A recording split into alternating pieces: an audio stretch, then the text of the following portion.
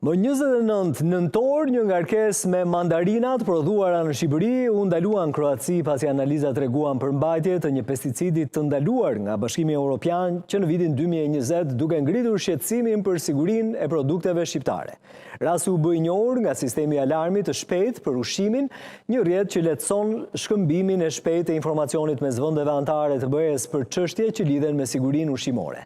Ky nuk ishte një rast i izoluar i ndalimit të ngarkesave me mandarina nga Shqipëria pasi RASF raporton edhe për 3 ndalesa të tjera deri më 20 dhjetor. Por mandarina nuk është edhe produkti pra i vetëm me ngarkesa me pesticide, sipas të dhënave të fundit, në 4 vite nga 22 shtatori 2020 deri në 2024 janë regjistruar raste të njëpasnjëshme të konsiderueshme që lidhen me produkte ushqimore me origjinë nga Shqipëria, veçanërisht në kategorinë e frutave dhe perimeve të cilat përmbajnë substanca të rrezikshme. Rasti më i zakonshëm përfshin praninë e substancave të pa lejuara, rreth 43.9% e rasteve totale të raportuara në databazën e RASF. Lidhen me kategorinë e frutave dhe perimeve, duke treguar se kjo kategori është ndër më të prekurat nga problemet e sigurisë ushqimore. Nga këto janë regjistruar 5 raste specifike që përfshin mandarina, të cilat kryesisht lidhen me